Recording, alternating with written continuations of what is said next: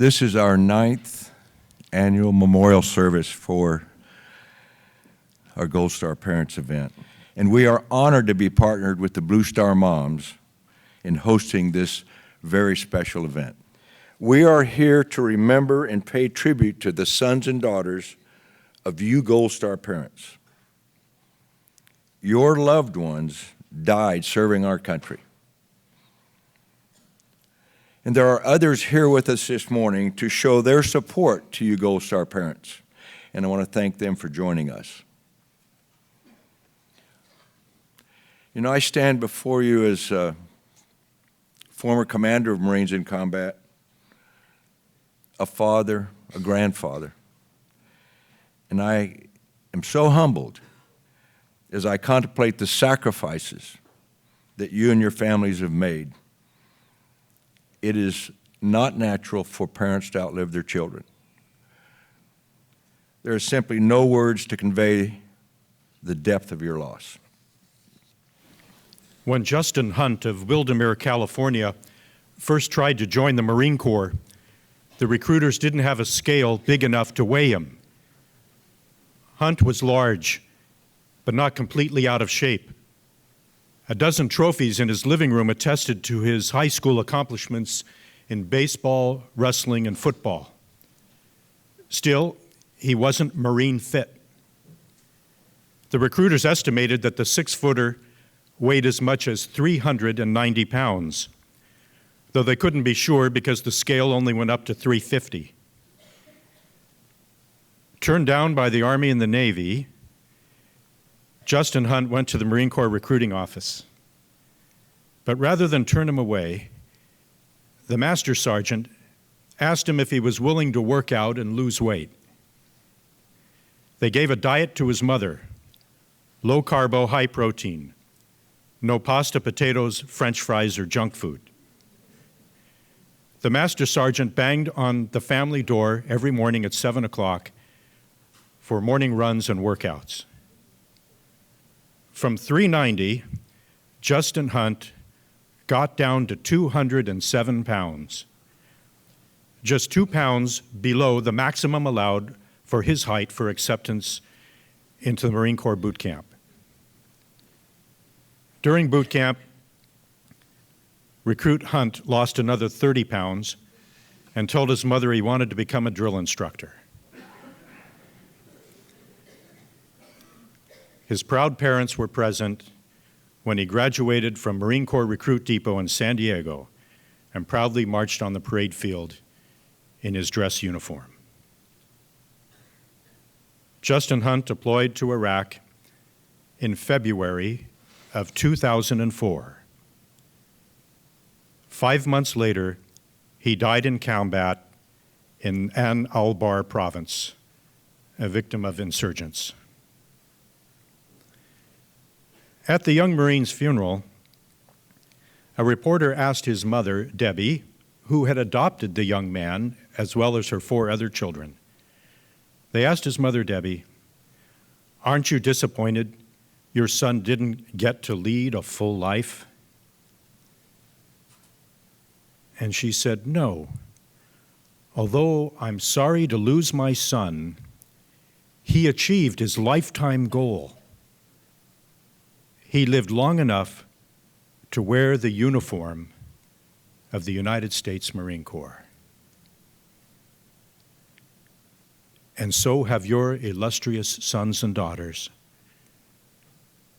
They have achieved the high goal and honor of wearing the uniforms of the United States Army, Navy, Air Force, Marine Corps, and National Guard. For them, let us pray."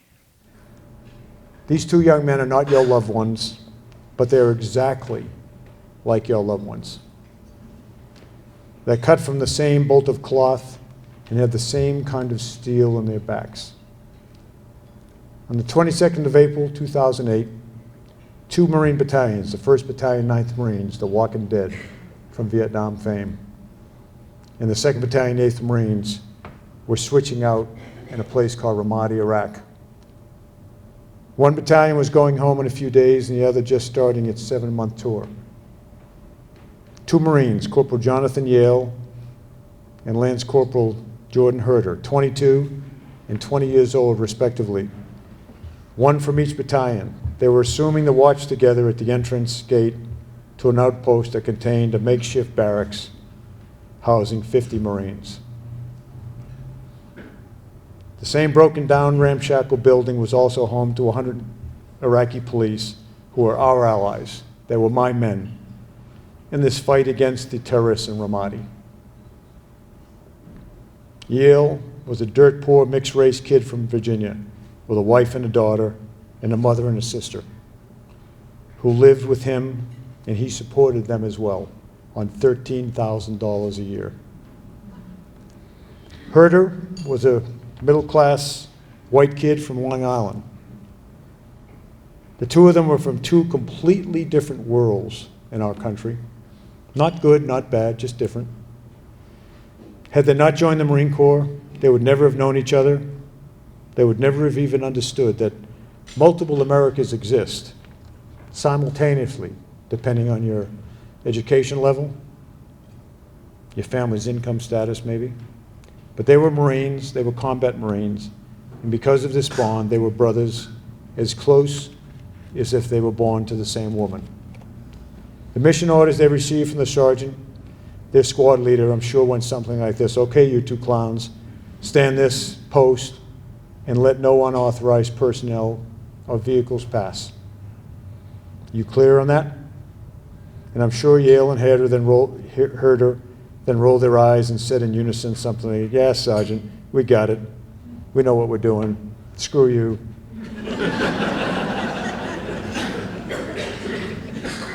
Again, I'm prior enlisted. I know how they think. They were then relieved, 2 other Marines on watch, who, as it turned out, were probably the 2 luckiest Marines on the earth that day. And they assumed those posts, Yale and Herter, at a place called the Entry Control Point at Nasser in the Sophia district of Ramadi in Iraq. In any event, a few minutes later, a very large blue truck turned down the alleyway that was no more than 100 yards in length. It sped its way through the serpentine concrete walls, Jersey walls. The truck then stopped just short of where these 2 were posted. It detonated. It killed both of them catastrophically. And if you know what combat's like, you know what I'm talking about when I say catastrophically. 24 brick masonry houses were damaged or destroyed by the blast. A mosque 100 meters away collapsed. The truck's engine came to rest 200 meters away, and it knocked down a building before it came to rest. Our EOD guys, or explosive guys, reckon that the blast was made by a bomb of at least 2,000 pounds of explosive. 2 died, and because these 2 young infantrymen died, they didn't know how to run from danger. 150 men, 50 U.S. Marines and 100 Iraqis were saved. When I read the situation report, a few hours after it happened, I called the regimental commander, Lou Craparata, and I asked him for details about what happened. It seemed different to me. Unfortunately, Marines dying or being seriously wounded is common in combat. We expect Marines, and for that matter, soldiers, sailors, airmen, and Coast Guardsmen, regardless of rank, to do their duty, to stand their ground, and to die if that's what the mission requires. The regimental commander had just returned from the site. He agreed with me, but reported to me that no American witnesses to the event, that there were no American witnesses, just Iraqi police. I figured if there was any chance of finding out what actually happened and to recognize these young men for what they'd done, I'd have to go down there myself, because I understood, unfortunately, that the bureaucrats in Washington would never accept Iraqi statements for what had taken place. If there was any chance at all, it had to come under my signature. So I traveled to Ramadi the next day and spoke to half a dozen Iraqi police, all of whom told me the same story. They said the truck turned down into the alley and sped up as it made its way through the serpentine Jersey walls. They all said they knew immediately what was going on, particularly when the Marines began to fire. The Iraqis all began firing as well, then to a man ran for safety just prior to the explosion. They all survived. Many were injured, some seriously injured. But as one of the Iraqis said to me, "Sir, they'd run from the danger like any normal man would to save his life." What he didn't know until then, he said, and what he learned at that instant, was that Americans are not normal. With tears welling up, he said to me, "Sir, in the name of Allah, no sane man would have stood there and done what they did. No sane man. They saved all of us."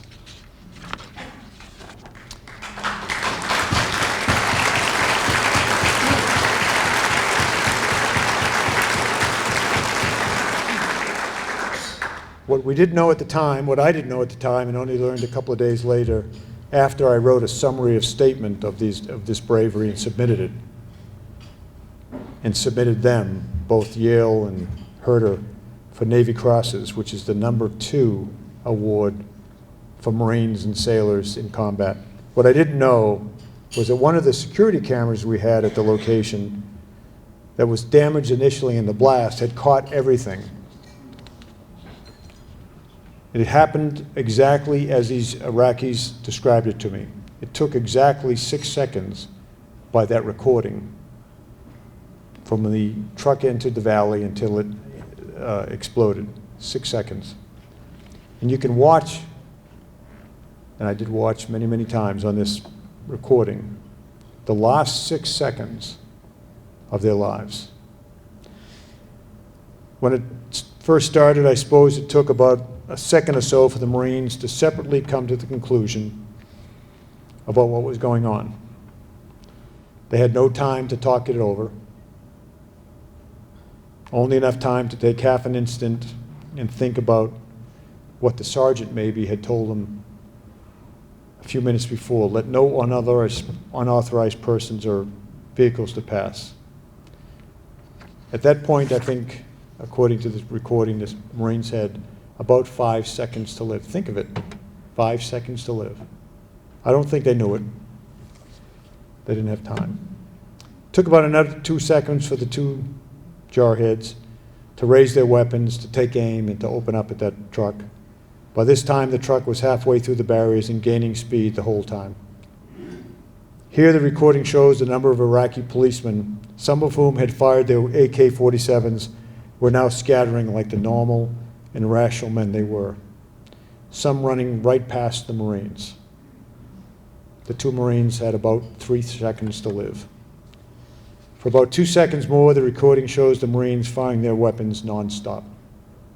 The truck's windshield exploded into shards of glass as their rounds took it apart and undoubtedly tore into the body of the terrorist that was trying to kill their brothers.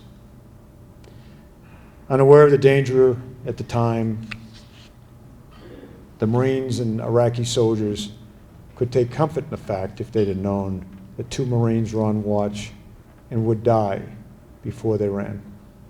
The truck careens to a stop immediately in front of the 2 Marines. In all of this instantaneous violence, Yale and Herder never hesitated. They never stepped back. They never even started to step back. They never shifted their weight. With their feet spread shoulder width apart, they leaned into the fire and fired as fast as they could. They had only, at this point, 1 second to live. And then the truck explodes, the camera goes blank, and the 2 young men go to their God. 6 seconds.